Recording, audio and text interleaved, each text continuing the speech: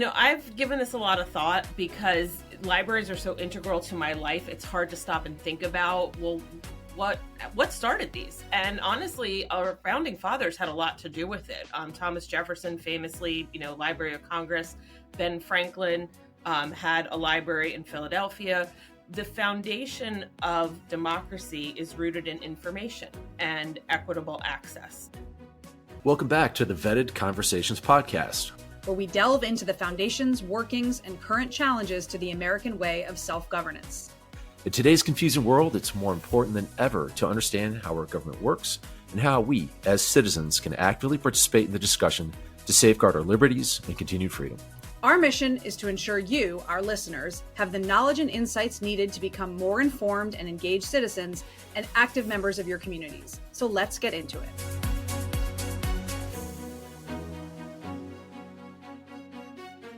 Based on your feedback, we're adding a short civics discussion to the front of each episode to help better explain how our government is organized and how it's designed to work so that we all can more effectively engage with our elected and appointed officials to help create a more perfect union. Joining us today is Dr. Shawn Healy, a civics expert and the Senior Director for Policy and Advocacy at iCivics. Our question for today is, what is the rule of law and why is it important? So our framers designed a system where we would have a government of laws, not of men. And what that means is they of course, established a constitution, which is our blueprint, our national blueprint for governance, a system where legislative bodies, Congress in particular, pass laws, pass statutes. And of course, there's also a court system. So our Constitution, Article 3 of the Constitution, sets up the U.S. Supreme Court, delegated to Congress the ability to establish lower courts. So we have a three-tiered system at the federal level. Most states have a similar system in place. And ultimately, those courts are charged with the responsibility of interpreting the laws. They, through their decisions, establish legal precedents, which take the effect of law.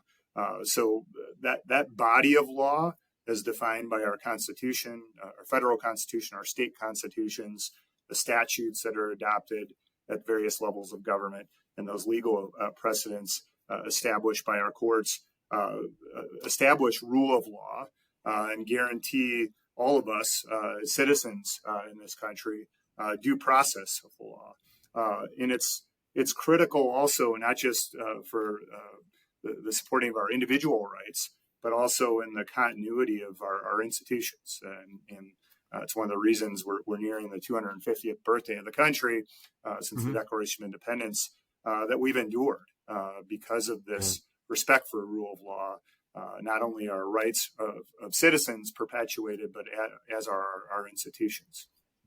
I love that. And you bring up an important point, right? Even if, say I go to court and lose, it's still important for me to respect the decisions of the court and the process, because before there was that system in place, it was basically grudge matches that decided who won and who lost, right? Vendettas, tribal warfare, clans fighting each other, Hatfields and McCoys. I mean, a tremendous amount of violence took place to settle disputes.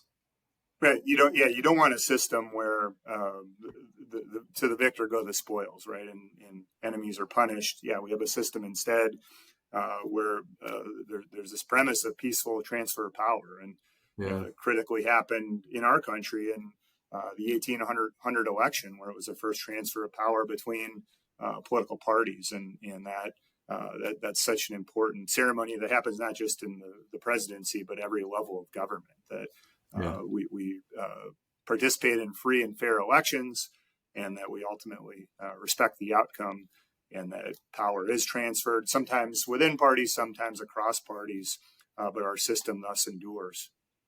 Absolutely. Yeah. And I think just the amount of certainty it adds to societies with knowing a predictable path forward, how do we get recourse for grievances, and even transitions of power, like you mentioned. I mean, I could think of so many wars in history where every time a king or a monarch or an emperor was kind of on their last breath, the whole country was on pins and needles because they knew typically great instability would follow. A lot of bloodshed, right. a lot of fighting, until like kind of a dominant power emerged out of that chaos. So, yeah, It's I think, critical to our livelihood too, right? So rule of law yeah, is so critical to doing business, right? So yeah, businesses rely on predictability, and so sure, it's important that we have continuity once again across governing regimes, so that our businesses, which employ so many of us and provide goods and services for all of us, the rule of law is very important for our economy too.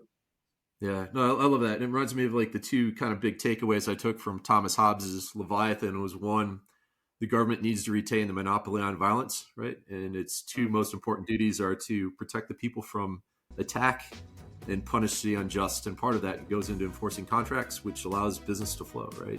Right, that trust in the system. So, yeah, awesome. This is great. Thank you so much. Joining us today in studio is Lisa Varga. Lisa is the Executive Director of the Virginia Library Association. She has a BA in Creative Writing from the University of Pittsburgh and a Master's of Library and Information Science from Rutgers. And she's been recently named Library Journal's Librarian of the Year for 2024. She joins us here today to talk about how libraries serve our communities, why they were founded, and how they support our democracy. So, Lisa, welcome. First, maybe we should start off by asking, how are you and where are you in the Commonwealth? Thank you so much for having me today. I'm doing well this morning. I'm located in Virginia Beach. Awesome. Just like me, Lisa, which is so exciting.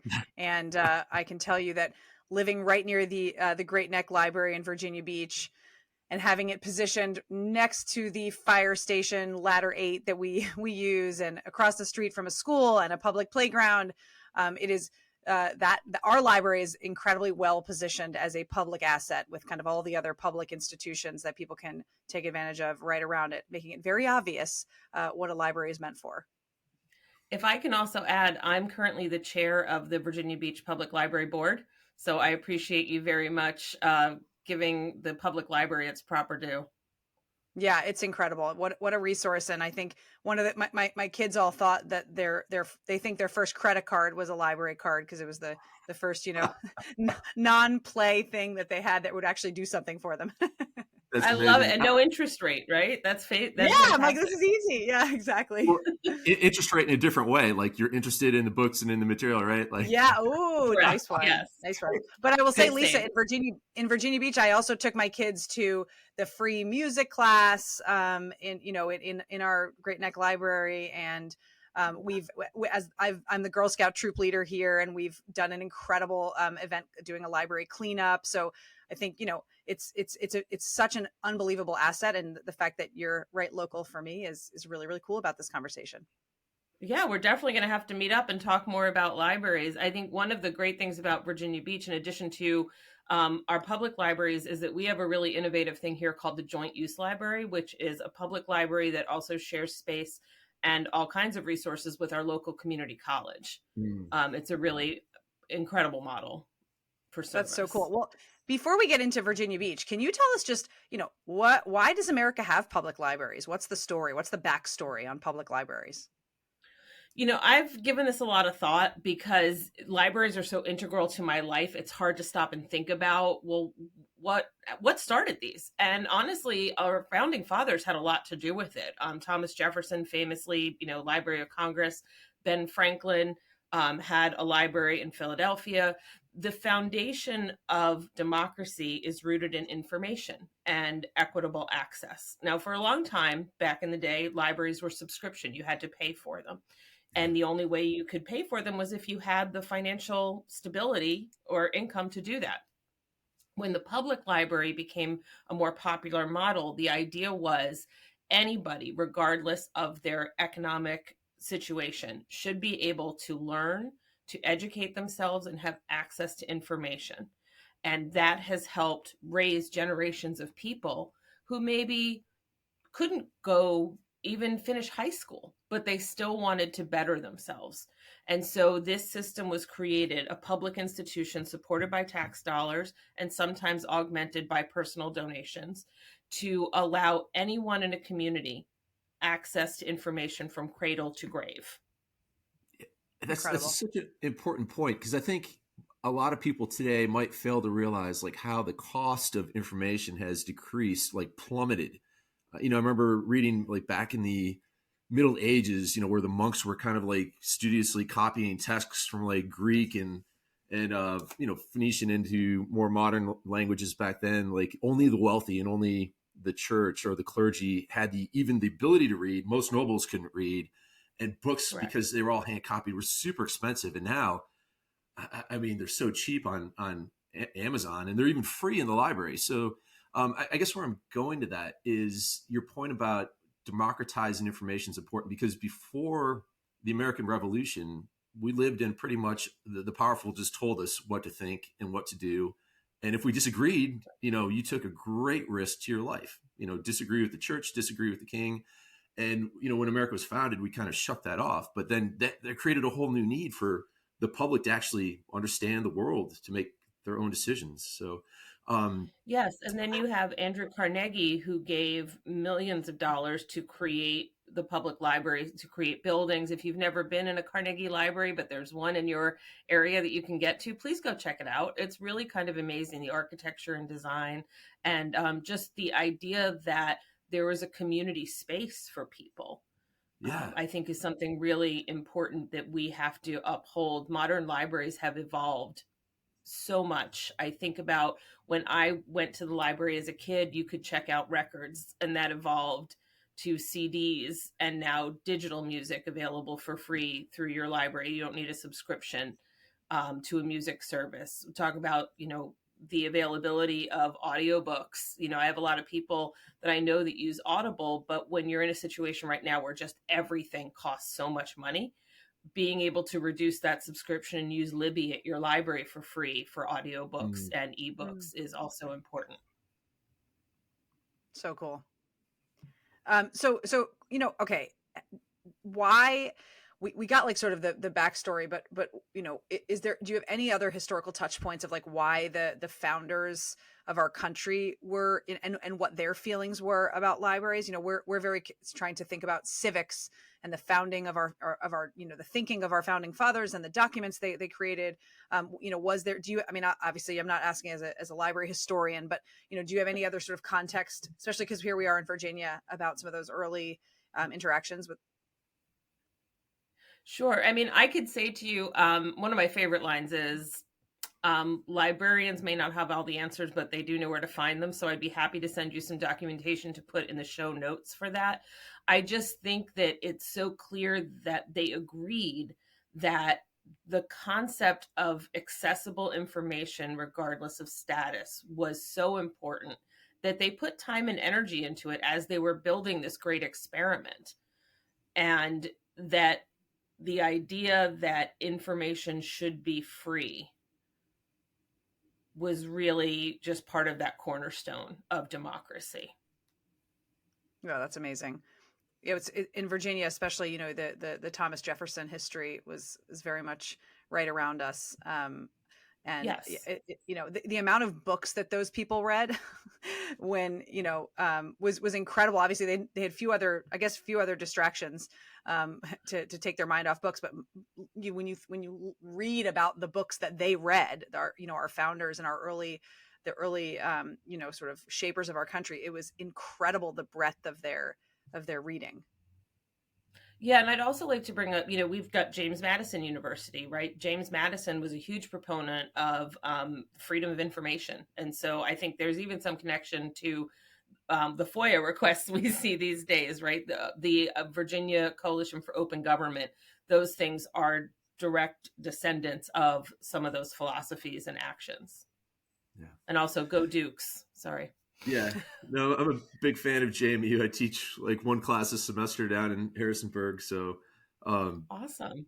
Yeah, no, thanks for the plug for JMU and another one of our founders. And, when I got out of the Marine Corps in 2015, I went to work over in Annapolis at the Naval Institute. And their motto is let us dare to read, think, speak, and write, which I didn't realize at the time was a pull from our second president, John Adams.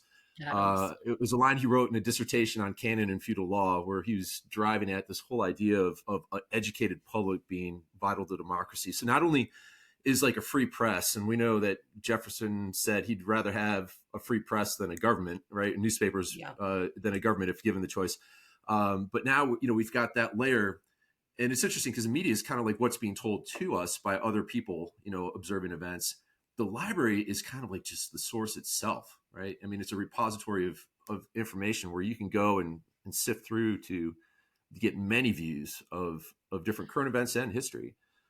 Well, and I think one of the best parts about the library is the serendipity of it. The idea that you can go in maybe intending to get a book on a particular thing, but then you walk by a display or you walk down the stacks and you find something that, oh, that strikes my interest. I'd like to read more about that. And that idea, you can have that same serendipity in a bookstore, but at a bookstore, you have to purchase the item. In a library, we have this shared communal resource. And, our public libraries are evolving so much. I hate to use, I'm using that word again, but, Ellen bringing up Virginia Beach Public Library, the Princess Anne branch over here, you can check out surfboards, you can check out pickleball equipment, you can check out other things for entertainment that might, a giant Jenga set that maybe you're having a party and you don't want to invest in that. You can come and borrow it. We also have a seed library where people can come and get seeds and plant flowers and vegetables and things like that. And then the majority of people who do that then will donate some of their excess to food banks. It's this whole ecosystem of being a responsible citizen. Yeah, it's interesting. As a parent, I think libraries are something you guys, the American library system has done such an incredible job of creating the missing community, I'd say, for a lot of especially young moms.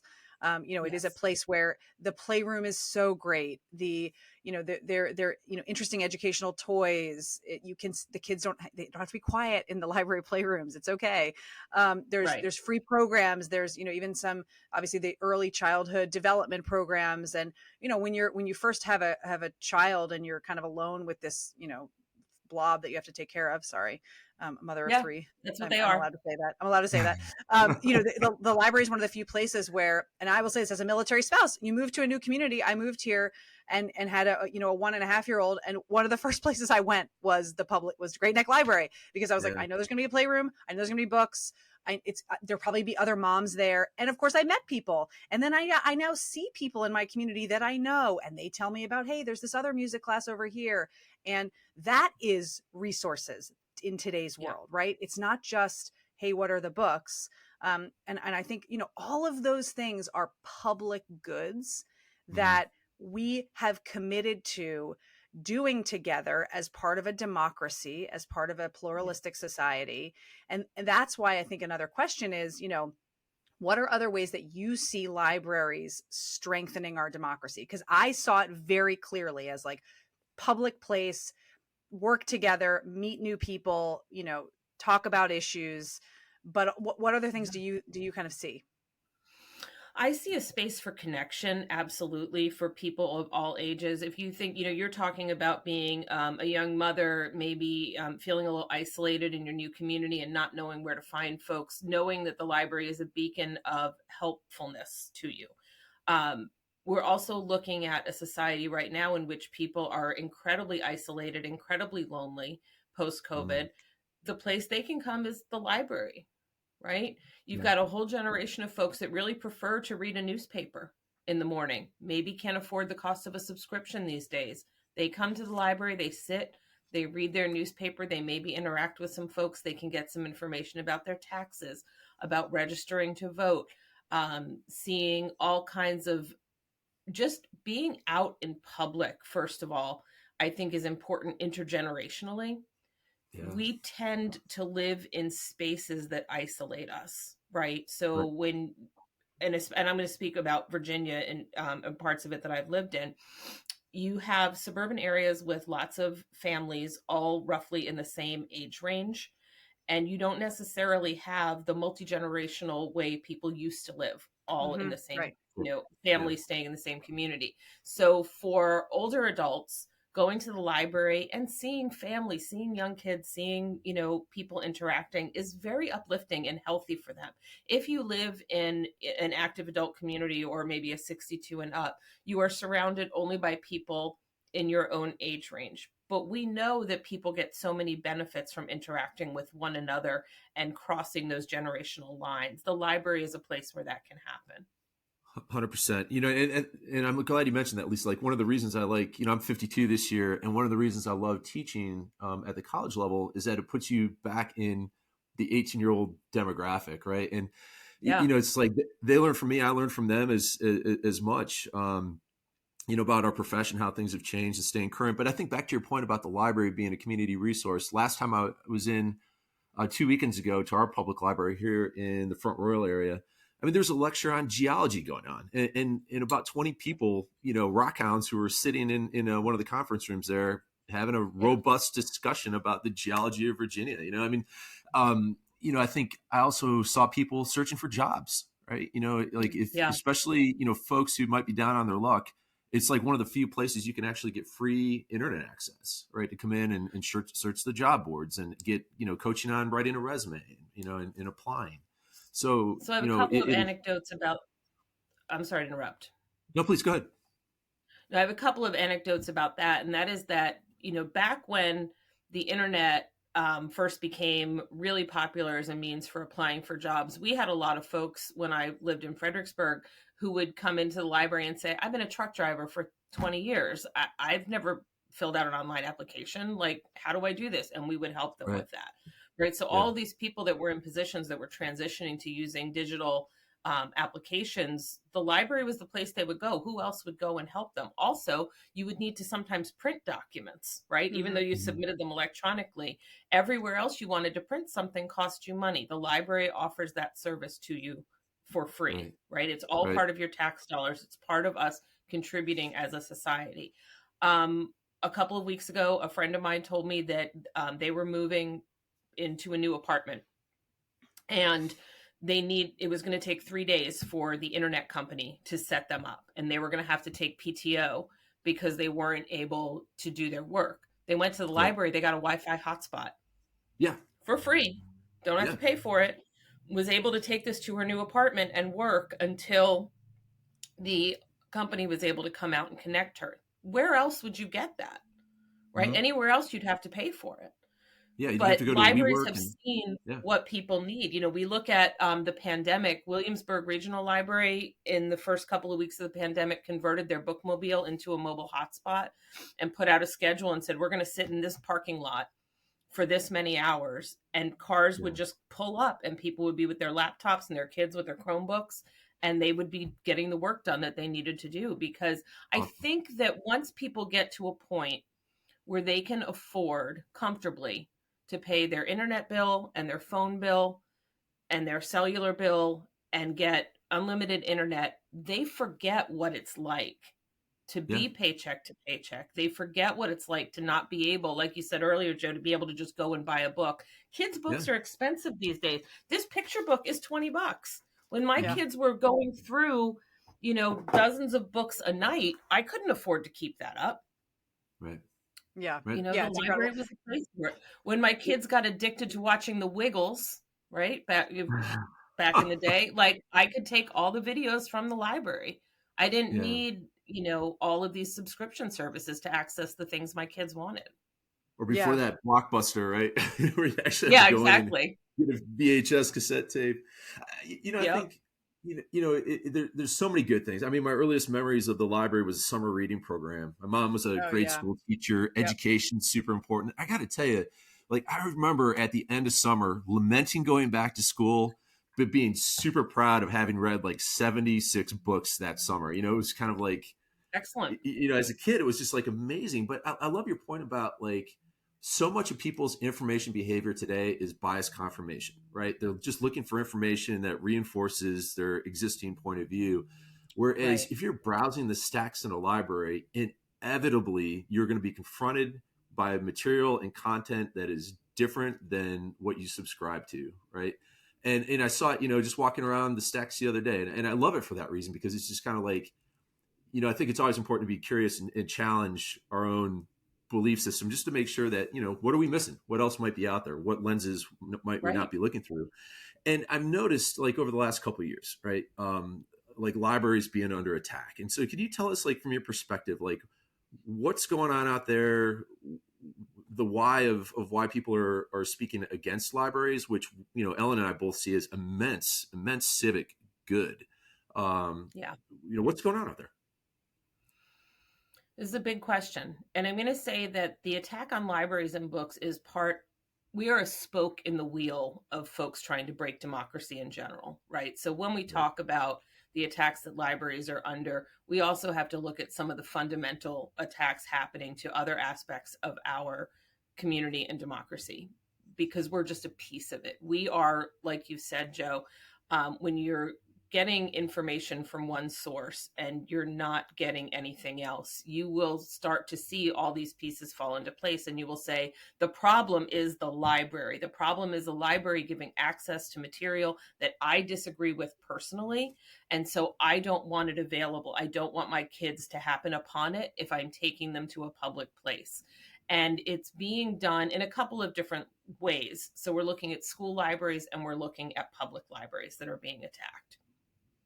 And in the public library sense, we've always had an open relationship with all of our users. There's always been a way for you to come in and say to the librarian, I disagree with this. And the librarian will discuss with you how that book earned its place on a shelf. Right. Back when I was in Fredericksburg and Harry Potter was very popular, parents would come in and say, I don't want my kid seeing that witchcraft. That witchcraft is not important for people. It is offensive. It shouldn't be accessed. And with a one-on-one discussion, you could absolutely come to an agreement that the purpose of the library is to provide information and access to everyone. And you as a parent are empowered to make choices that benefit your family. You don't have to check out the book, but other families might want to. Harry Potter set off a firestorm of reading and literacy for multiple generations of kids, right? Mm-hmm. The problem now is that people are seeing information on social media. They are copying and pasting it, and they are writing things either on social media to attack folks, or they're showing up at board meetings, reading passages of books out of context that have been fed to them and objecting to that material. What we're seeing is mostly viewpoint discrimination, which is, I don't like that book because it tells a story that I'm not comfortable with, which is that there are LGBTQIA+ or Black, Indigenous, people of color stories and lived experiences being shared in a way that makes me uncomfortable. They're saying it's not that. It's just that those items happen to be sexually explicit. Sexually explicit doesn't really have a clear definition legally. And so if you show a picture out of context or you read a passage out of context, that fires people up. They're using a lot of misinformation to fuel their tactics. So for example, you'll get someone show up at a school board meeting and read a passage out of Beloved that is graphic because it's part of the overall, it's the part of the book. You have to look at the book as a whole. FCC regulations are very different than education and learning and libraries. And so people will say, well, you won't let me say this at a board meeting. Why can you teach it in schools? Why can you have it available in the libraries? It's because because that meeting is being streamed and that has guidelines. Right. But when you're talking about education, you're looking at an entire book, not passages out of context. I know I've said a lot, so please feel free to interrupt me with questions. Yeah, my next question is well, who decides what goes in the library? What's that process look like? I love this question because it really leans into our knowledge as librarians and our master's degrees and certifications. We have been trained as part of our advanced education how to select books that fit the guidelines of our communities. And all of our communities and libraries have what we call collection development or materials management processes. Now, those words sound pretty boring, but it's actually really impressive when you look at all of the different things a library considers when it's purchasing items. So, for example, some things will always end up in a library collection. If a book has been given the Newbery Award, Caldecott Award, if James Madison writes a book, if Stephen King writes a book, Nora Roberts writes, these things end up on the shelves. but other things are selected for a variety of other reasons. And I'd be happy to bring up, I have a list of all the criteria that, say, the city of Virginia Beach uses at their public library. There's timeliness, there's relevance, there's the audience. Some of our communities in Virginia have heavy, heavy populations of folks who speak different languages. So their collections might lean more toward the languages spoken in their communities as opposed to other libraries. And that can even vary branch to branch in one community. Yeah. It's interesting. As a mom, I have, a first grader and 2 pre-K twins. And I look at certain books. For example, my son, I think through preschool, I don't know. He got exposed to, I don't know, some characters that I don't let them watch certain shows. I don't let them, I think that the fact that there's like a Captain Underpants series to me as a mom is like kind of gross and inappropriate. And I find it like, I don't want my kids, that's not what I want my kids reading. I don't love some of the framing of like, just, I look at a shelf and I think Diary of a Wimpy Kid. I'm like, I don't know if that's not something I would want to give my kids to read, calling a kid wimpy, all of that. But should those books be banned? Like, I think Captain Underpants is trashy maybe. And I don't want my kids reading something like that. That's me. That's me as a mom. I don't think most moms agree with me. I think a lot of moms have their kids read those books. So that's an example of something I would find kind of weird. I don't know if I want my kids seeing it because then they're going to put their underwear on their head. But is that right? Where does that fall?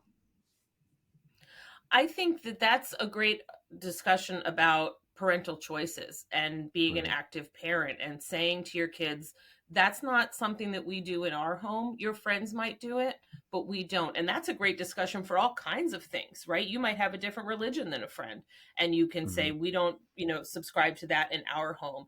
And also you can then have a discussion with your kid after you are maybe a certain age and you have read XYZ and you have proven to me that you are mature enough, depending on level of maturity and age relevance, that we can read that book together and talk about it.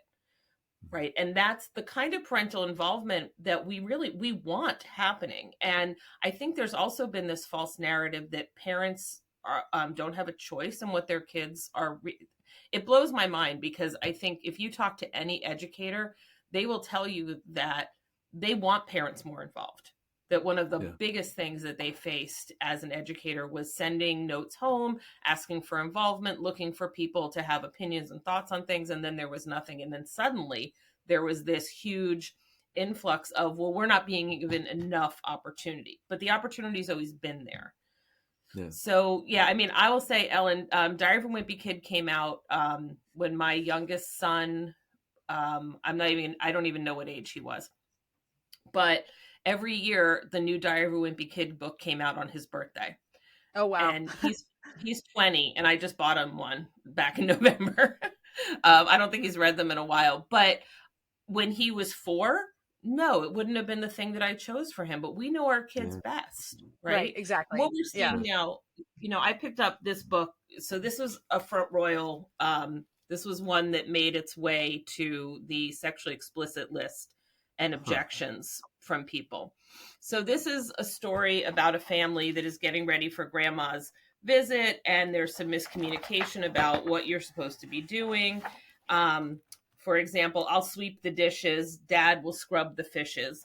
And this book was, they asked for it to be removed from the library or moved to a different section because this is sexually explicit. People holding hands. That's 2 people that you can't, they're just like drawings of people with one lighter skin, one darker skin, holding hands, one person holding a cat, another person holding a baby. Wow. I don't get it. And so this is where I go, you're going to look at that and say that's explicit. And you're going to look at a picture with a kid with their underwear on their head and say, this is one of the most popular children's series. I see a loving nuclear family there, yes, but or friends, because this is 2 men The implication is that those men have sex, and that makes this picture book sexually explicit. Wow. People are gross. Yeah. Like, that's way weird. people, well, That's so weird to this is think where that. this is where we get into viewpoint discrimination. I don't want my kids to know that there are families that look like that. So I don't want that book available to them or anyone else at all. Yeah. Or I want you to put it in the adult section. Yeah. Or young adult. What young adult is going to pick that book to read it? It's aimed at a certain age group. Mm-hmm. And so when you try to say we're going to put a lasso around all the sexually explicit books or books that have concepts we disagree with, that lasso is very loose. There's a lot that goes into it. Yeah, I'm sorry. Ask me questions. I apologize. It's as, like I said, as a parent, it's so, what's the point of this conversation is that what I think is like, quote unquote, bad is like actually totally normal for the vast majority of people, right? Like I have some certain viewpoint that makes me, conservative about this type of book and this type of color. And then I look at that picture of two people holding hands and I don't like, there's nothing about that registers to me. Right. So that's why I'm not going to come to the library meeting, Lisa, next time and say, I demand that all Captain Underpants books be removed. I won't, I promise you I won't do that. Yeah. I mean, we've got this, go ahead, please. Because you recognize that this is a democracy and we're not meant to reflect just what we want to see. This is the part I think that staggers me about what I've seen, and especially some of the folks that have been driving this, because there has been a large proportion of, I want to be careful with my words here. There have been people who are veterans who have fought for democracy, have been in other countries where there is not democracy, and have had their oath to the Constitution, still have involvement in trying to remove these books. Now, it's not the majority of veterans at all, but I think that I want to get the word out. My husband passed away in 2018. He was a Navy commander, and I watched him take his oath multiple times throughout his career, and he supported entirely the idea of freedom to read, the idea that we don't infringe on other people's rights to access. And it is a core value of mine to ensure that what was important to him is honored. Yeah. Well, as a fellow Navy spouse, first of all, thank you for your service, and we're so sorry about your husband. And thank you. And I couldn't agree more with that. The parenting can happen in your home about things that you think are right or wrong and that you teach, but what I know, my husband, your husband, Joe, what people fight for is that we can make those choices and that someone's not making those choices for us. And the idea that things being available means that the government is somehow making a choice for your family is really strange. I mean, like, I don't like, skateboards are available. I'm not letting my kids do it because they're too young. I don't know. That doesn't, I mean, it's just, I think this is, that's what's so strange to me as a mom. Like there's a lot of things I see, because I think a lot of this is a parent conversation, which is why I keep bringing this up. But like, there's a lot of things I see as a parent that I will not, there's certain TV shows, I don't let my kids watch anything on YouTube. Nothing, zero. You are not allowed to look on YouTube because I don't know what's going to come up. Right. So there's parents I know who will let their kids watch YouTube, and then we'll talk about some books that they think should be removed from libraries because of sexual content. I'm like, that seems a little ironic to me. Yeah. I think they've got bigger problems in their house with information than yeah, for sure. I mean, for me, it's just kind of like, do parents have a right to control what content their kids consume? Absolutely. But does that, how do we balance that with the public's right to read? Right. And I mean, because if and who decides? And I think, if we decide together, you're going to have a multiplicity of views. And I think, more choice is typically better in this case, because like, as a two-time combat veteran who's through 20 years, I get incensed when people are trying to tell me what I can and cannot read in my own public library, after I've risked my life and served 2 decades to defend our Constitution. So, to me, it's just like, I also get really, really itchy and nervous around people who want to tell us what to think, right? It's Yeah. kind of like, they want, because if it was like up to them, there would be one worldview that would be subscribed to. And, there's a reason we don't have the Church of England in the United States when we formed America, right? We were, the colonies were brought up under that, but, as soon as we became our own country, they kind of threw all that overboard. And they said, okay, well, First Amendment, right? Freedom of religion. You can worship like any way you want. So, there was tolerance baked in to the founding of America. And I think that's kind of what's being lost. And another thing that I get really, I've studied propaganda and authoritarian regimes, for more than 2 decades. And I know, like, when you want to try to control a population and crack their faith, you got to keep them poor, you got to keep them afraid, and you got to keep them ignorant, right?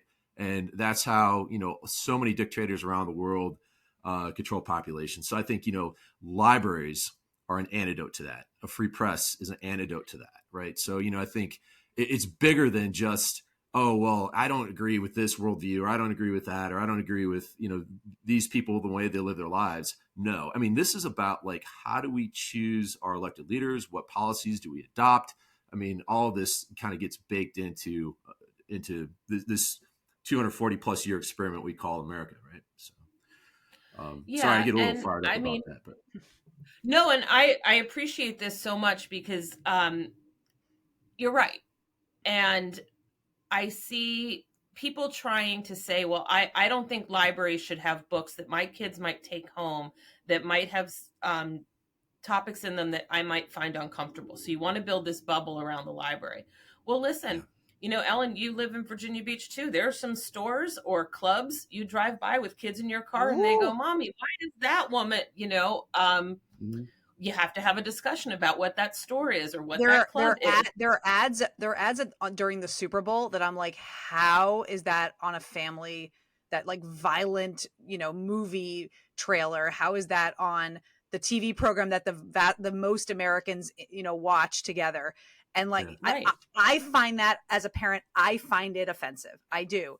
And what am I going to do? Call every, TV channel in America and say, what, from now forward, only G-rated ads on TV, right. You can't. And there's an old joke that, a good library has something in it to offend everyone. And that's one of the reasons we have, if you want to have a library that has nothing to offend anyone, then you can have a subscription library where people pay you to come in and you only have a specific curated collection.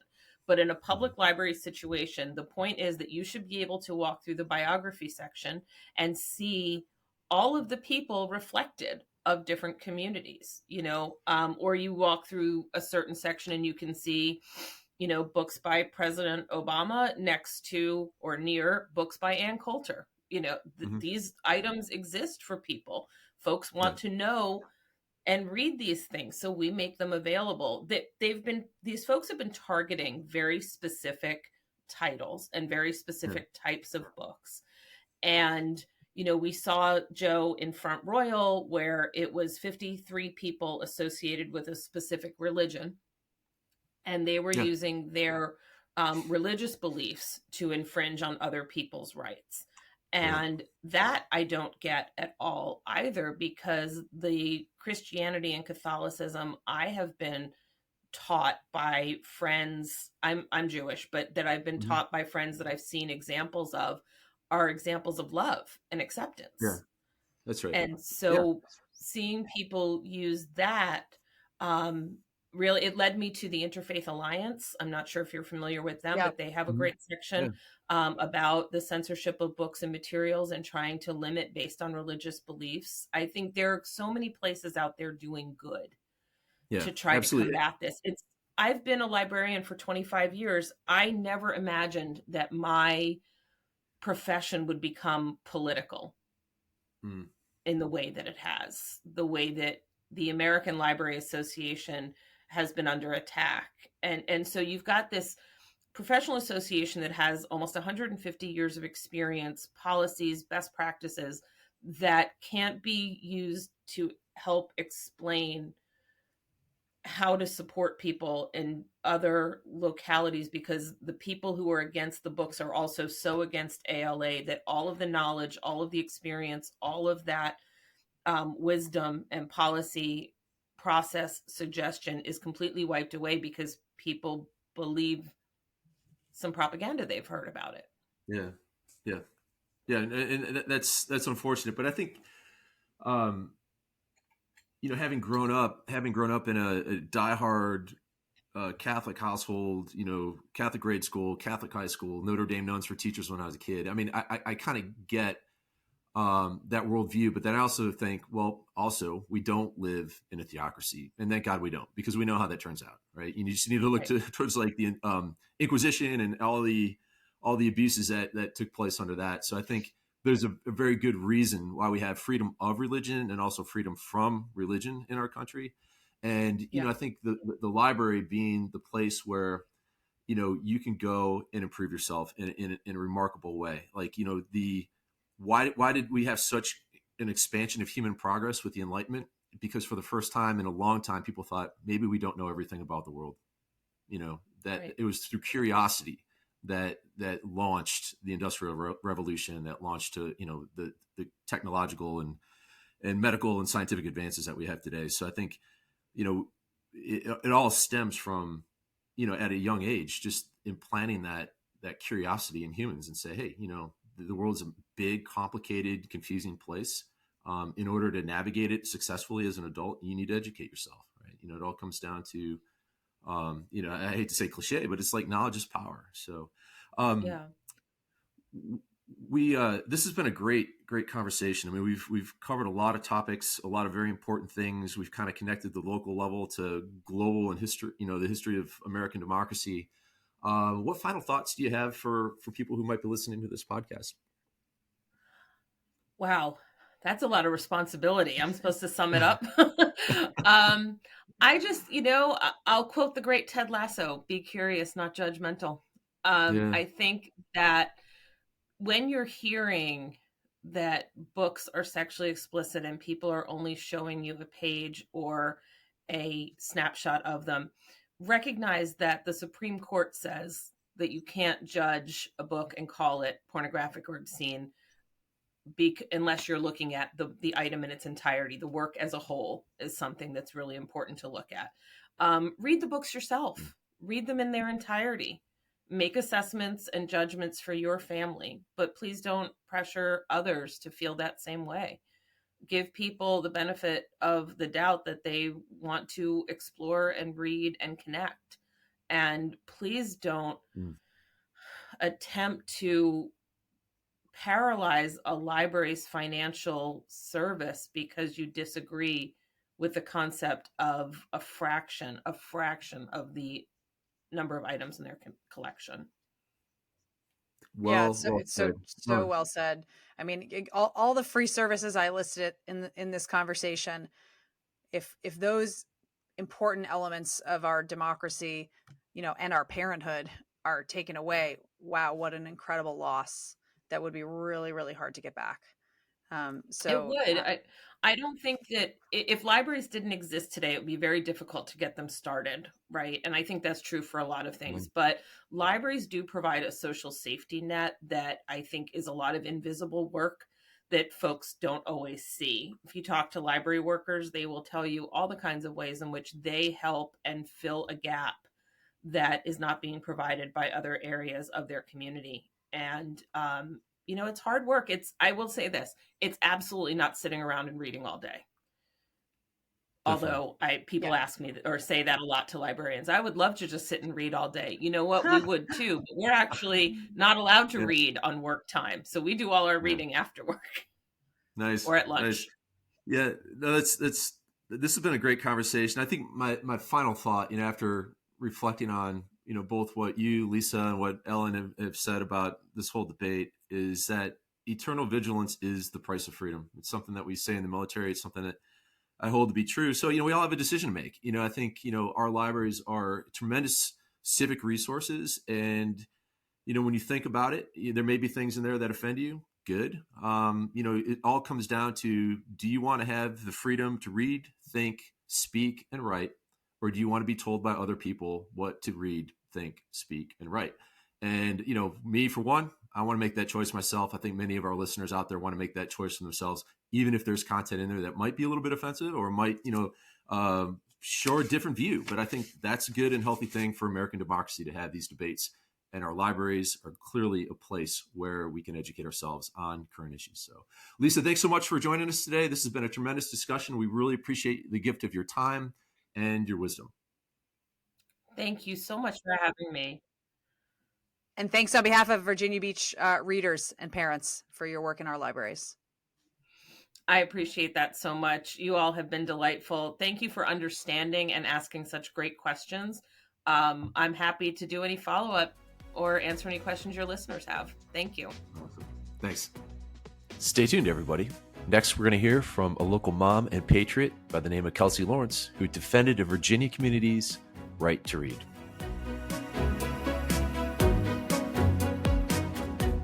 All right, joining us today in studio is Kelsey Lawrence. She is a resident of the state of Virginia and was at the heart of one of the controversies surrounding a local public library.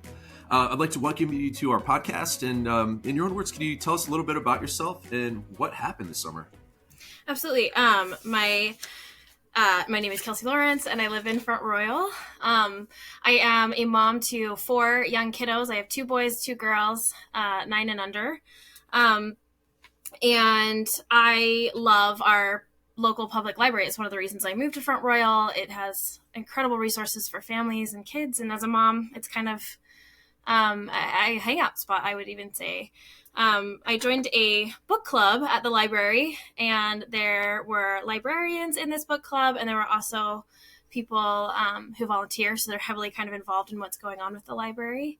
And they explained that there was a group of people who had put in a ton of requests for removal forms, which are forms you fill out if you want a book removed from the shelves. And that these people, they didn't just want books removed, they also wanted the library to be defunded for having LGBTQ books, especially in the children's section. Yeah. Interesting. So when you first heard about this group trying to, 1, ban certain books from the library, and 2, pull the funding from the library, how did that make you feel? Frustrated and sad. Like I said before, I love this library. It's a huge part of our lives. We didn't just check out books there. We also attended activities for myself, with my kids, with friends. It's in Front Royal, we don't have a community center. Like, it's the closest thing we have to a community center. And so I was angry that was in jeopardy, because I needed it, and I know that our community needed it. Yeah, I noticed that when I visited the Front Royal Samuel's Public Library, it was probably the most vibrant and active library I've ever seen in my entire life. And I've been going to libraries for 50, some years. Yeah. Ever since my mom took us, she was an elementary school teacher, took us to start doing the summer reading program. Yeah.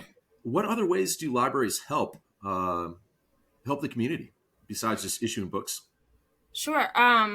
They provide events. Our public library provides, obviously, like COVID testing, and it can do they do like STD testing, and they provide a lot of even, kind of like little healthcare things like that. They also are a place to be cool in the winter, cool in the summer, and warm in the winter. They provide a place of peace and quiet and order. As a mom of busy kids, I needed that. That's one of the things it provided. So when I would go by myself, of course.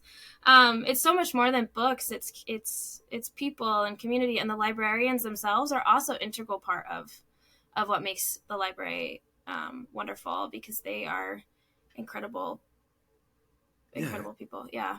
So there's almost like a double threat. So this group of folks was not only going after what was in the library, but almost like a punitive measure, saying, hey, well, we'll cut the funding because you even dared to have this material in the library in the first place. Did I have that correct? Or? Yeah, I know there were some initial discussions about, can we move these books? And this is probably something that you'd maybe want to talk to a bit more about with the ALA, but there's like code based on like where books are in our library. We can't just have an LGBTQ section. We can't just have a Black history section on the shelves. It's because it's discriminatory to not shelve them with the rest of the books we have. We don't segregate books. And they were kind of pushing for that. And when the librarian said, no, this is against the law and it's discriminatory, it's not just discriminatory, right? We deserve to have a library that has all kinds of representation. It's just the right thing to do. And they were kind of those talks, and they said, nope, we're not going to move these books. And they went above the head to the Board of Supervisors, which are the purse of our county, and lobbied for defunding. Wow. Yeah. At what point did you decide to get involved? Because you led an effort and created an effort to mobilize like-minded people in the community. Tell me about that. Well, I was talking to a friend, and she was like, someone should make a Facebook event about it. And I was like, oh, I can do that. That's not hard. I've never made a Facebook event, but I was like, I'll Google it, right? Yeah. And it kind of went viral a bit. And we had like 150 people said they were coming, and over 300 said they were interested in the event. So it was in our town, it became something shared and people noticed. And then they showed up. There were some efforts to kind of limit our voice at that initial first meeting. But with so many people becoming involved, we decided to make it a group after the event was so successful in terms of engagement. Yeah. So a bunch of people showed up, and then what happened next? Like, how did you, because I'm sure that your opponents didn't stop at that point once they saw an outpouring of support for the library. No, they didn't. I mean, and there was that first kind of that first meeting where there was public comment section, and that meeting lasted hours. It was until midnight. Wow. And then the next week they decided to hold a vote where they held 3/4 of the library's yearly funding.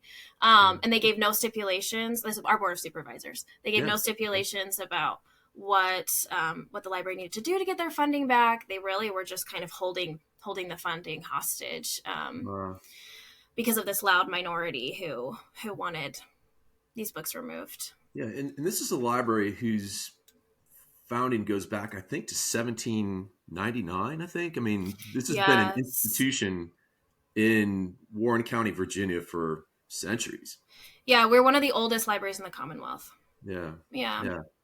And so it's also semi-independent, right? It's not like a county government institution. Could you talk to me about that? Sure. Yeah, so it's a private-public partnership, and the age of it is part of the reason why it does so well, right? I mean, obviously, land and things like that, things have increased.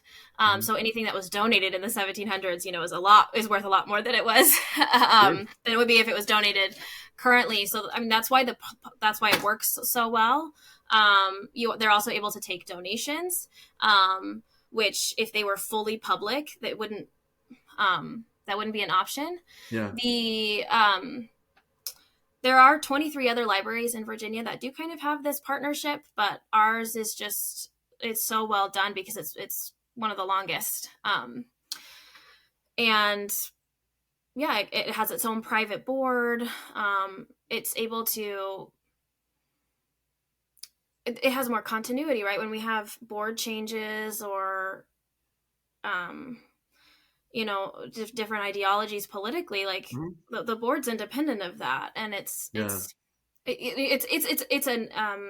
asset. It's part of what makes it one of the best things in Front Royal is because it has both public and private, which is an amazing thing. It's like a community asset. In which the Board of Trustees was able to tell the county Board of Supervisors, we're not complying. You can threaten us, but we're not complying. And let me ask you this question. Let's say they prevailed. Like, what would the impact have been on library patrons, on the community? What then? Yeah, so the library was prepared to close its doors if they did not fund if they didn't approve the funding in October. So, and this is kind of something that's talked about a bit in some of the letters to the editor. The library does, because it's a private institution, it does have savings, which is responsible, right? Especially when you're dealing with something like a board that could take away your funding because it doesn't like the books. It's very responsible to have a savings kind of pot there if you're going to have to do layoffs, if you're going to have to do severance pay. So they were, and lawyers' fees even.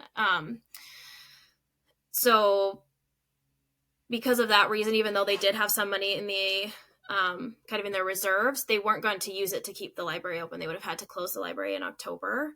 And it complicates the matter as well, because like the county owns the building, but the library owns everything in the library. So there would have been a lot of complications, but it would have fundamentally changed, because they would not have allowed the Board of Supervisors to take over the library. I mean, they would have had to liquidate all of the assets. They would have, and then if Warren County wanted its own library, it would have had to start up. It would have had to hire new librarians. It would have to hire and find books and computers and staplers and like all of the things it needs. Probably, so it costs a lot of money. Yeah.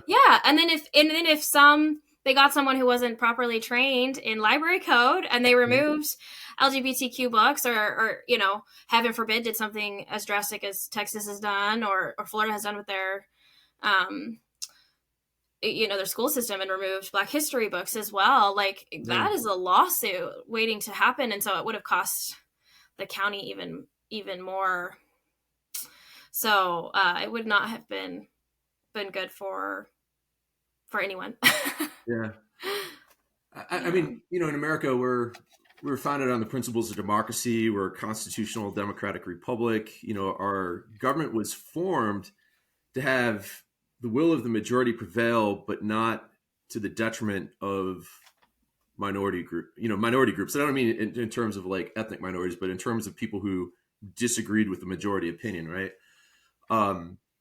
What's the danger in having one small opinionated group dictate what is read and what's not read by everyone else in the library, or what we have access to? I think it's incredibly dangerous. I mean, if we silence an entire group of people's experience, we silence all of our experiences. We silence all of our voices.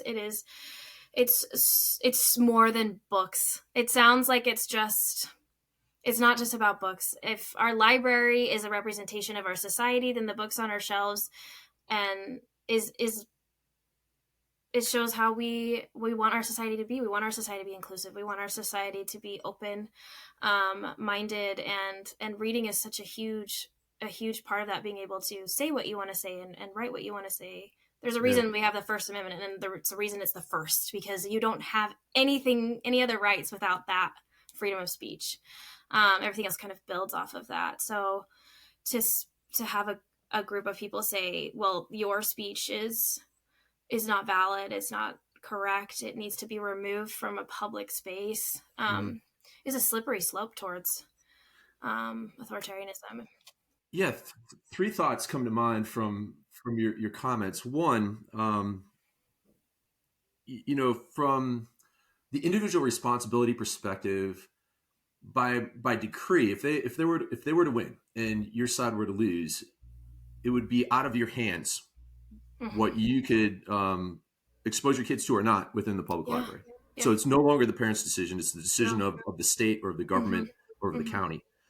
Number two, it's interesting that I hear a lot of talk on the airways and in public opinion forums about freedoms and my rights, right? And it's interesting, like, how many people are for freedom until somebody expresses that right to be free in a different way than they agree with. And it's like, oh, wait, hey, don't be free like that. Yeah. Right? So you can't simultaneously be for freedom and then, advocate for limits on what adults, parents do within the confines of raising their own kids as they know best. Right? It's a completely hypocritical position. Right. It's kind of like if for instance, two consenting adults want to engage in behaviors that harm nobody, doesn't harm the environment, but don't be free like that. Don't love like that. Like, to me, it just blows my mind that they can kind of hold those thoughts simultaneously in their head. Yeah. One of the people in this movement, they have a shirt they like to wear that says, "I don't co-parent with the government," which is hilarious to me, because there is no co-parenting with the government when they come in and take books off of a public library shelf or a school shelf. They have made that decision completely for you. They have made that decision for every family in this county. And they make excuses like, oh, you can just buy it off of Amazon, but they know good and well that those are the only books some people have access to. Like, it's especially in a community like ours where it's rural. We don't have a bookstore. Like, we have some used bookstores. We don't have a chain. We have, our access to books is more limited than somewhere like. Oh yeah, and there's Barnes and Noble like 30 miles away, right? Like, well, and let's talk about that too, because it's a community resource. You and Jackie and several other people banded together to mobilize support for the library. Mm-hmm. You took it to the county board of supervisors. What finally won them over? Like, because if initially a significant portion of the county board of supervisors was sympathetic towards the book banners, what won them over?